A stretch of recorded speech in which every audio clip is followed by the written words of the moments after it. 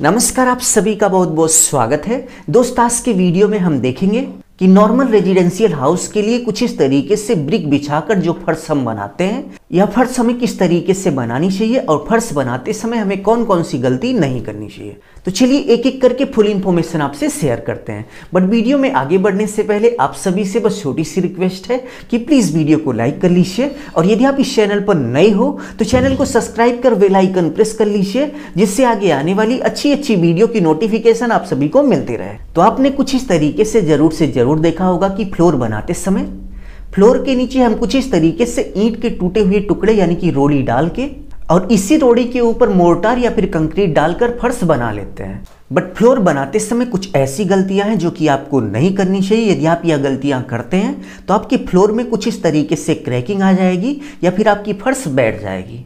तो चलिए देखते हैं कि एक अच्छा फ्लोर बनाने के लिए आपको स्टेप टू स्टेप कौन सा प्रोसेस फॉलो करना चाहिए। तो जहां पर भी आपको फ्लोर बनाना है वहां पर सबसे पहले आप मिट्टी की भराई कर दीजिए। आप देख सकते हैं कि यहाँ पर मिट्टी की भराई की गई है और मिट्टी की भराई करने के बाद पूरे एरिया को आप पानी से भर दीजिए। एग्जाम्पल की बात करें तो आप यहाँ पर देख सकते हैं कि मिट्टी की भराई करने के बाद पूरे एरिया को पानी से एकदम भर दिया गया है। और पानी की भराई करते समय आप इस बात का ध्यान देंगे कि आपको थोड़ा पानी नहीं भरना है, पूरा एकदम जितना आप भर सकते हैं उतना आप पानी भर दीजिएगा। क्योंकि पानी की भराई करने से फर्श के नीचे की जो मिट्टी होगी वो जितना बैठना होगी वो बैठ जाएगी और मिट्टी जितना ज़्यादा से ज़्यादा बैठेगी वो फर्श के लिए अच्छा होगा। और कुछ इस तरीके से पानी की भराई करने के बाद आपको तब तक इंतजार करना है जब तक मिट्टी अच्छे से सूख ना जाए। और पानी सूखने के बाद आपको नेक्स्ट स्टेप में कुछ इस तरीके से मिट्टी की ड्रेसिंग करना है। और ड्रेसिंग करते समय आपको ढाल का विशेष ध्यान देना है, यानी कि फर्श का पानी जिस तरफ आपको निकालना है ड्रेसिंग करते समय आप मिट्टी का जो ढाल है आप उसी अनुसार बनाएंगे। तो ड्रेसिंग कंप्लीट करने के बाद नेक्स्ट स्टेप में आप देख सकते हैं कि आपको कुछ इस तरीके से दुरमुट से अच्छे से कुटाई कर देना है। आप देख सकते हैं कि यहाँ पर ड्रेसिंग करने के बाद फर्श के नीचे की जो मिट्टी होती है उसकी कुटाई धुरमुट से बहुत ही अच्छे से की जा रही है। आप धुरमुट से कुटाई करते समय इस बात का विशेष ध्यान रखना कि आपको कुटाई बहुत ही अच्छे से करनी है, क्योंकि यदि आप धुरमुट से कुटाई किए बिना ही फर्श बना देंगे तो फर्श बनने के बाद यदि फर्श पर कोई लोड आएगा तो नीचे की मिट्टी ऑटोमेटिक बैठने लगेगी और मिट्टी बैठने से आपके फर्श में कुछ इस तरीके से क्रैकिंग आ जाएगी या फिर फर्श बैठ जाएगी। ऐसे में आपको तोड़ फोड़ करके दोबारा कंस्ट्रक्शन करना पड़ेगा, जिससे आपका कंस्ट्रक्शन कास्ट बढ़ जाएगा। ड्रेसिंग करने के बाद धुरमुट से कुटाई करने का जो वर्क है ये बहुत ही इंपॉर्टेंट है, इसको आपको बहुत ही अच्छे से करना है। तो धुरमुट से कुटाई करने के बाद नेक्स्ट स्टेप में आप देख सकते हैं कि ईंट के जो रोड़े होते हैं आपको कुछ इस तरीके से पूरे फर्श में बिछा देना है।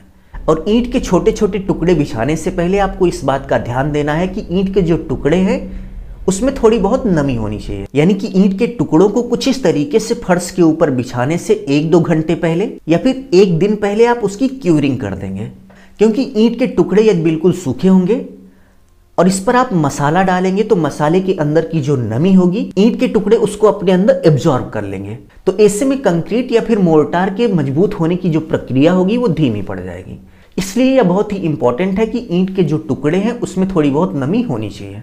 तो ईंट के रोड़ों को कुछ इस तरीके से अच्छे से बिछाने के बाद नेक्स्ट स्टेप में आपको धुरमुट से कुछ इस तरीके से फिर से कुटाई कर लेनी है। आप देख सकते हैं यहाँ पर धुरमुट से बहुत ही अच्छे से कुटाई की जा रही है। तो ईंट के रोड़ों की अच्छे से कुटाई करने के बाद नेक्स्ट स्टेप में आपको मोर्टार बनाना है या फिर कंक्रीट बनाना है।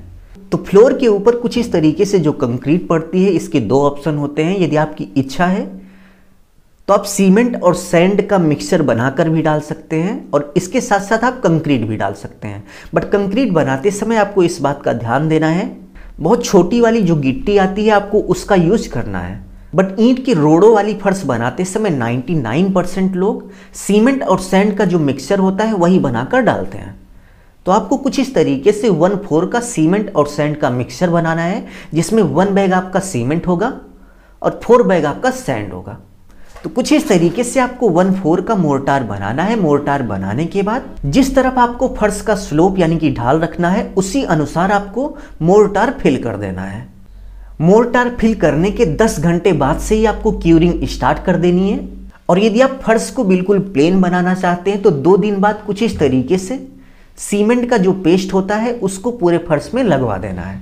और यदि आपको टाइल्स वगैरह लगाना है तो आप सीमेंट का घोल कुछ इस तरीके से फर्श के ऊपर नहीं लगाएंगे। तो वीडियो में जो भी स्टेप आपको बताए गए हैं, यदि आप इस स्टेप को फॉलो करते हुए कुछ इस तरीके से ईंट की रोड़ी की फर्श बनाते हैं तो आपके फर्श में किसी भी तरह की दिक्कत नहीं आएगी। अभी के लिए बस इतना ही। अपना ख्याल रखिए और अपने मम्मी पापा का अपने से भी ज़्यादा ख्याल रखिए।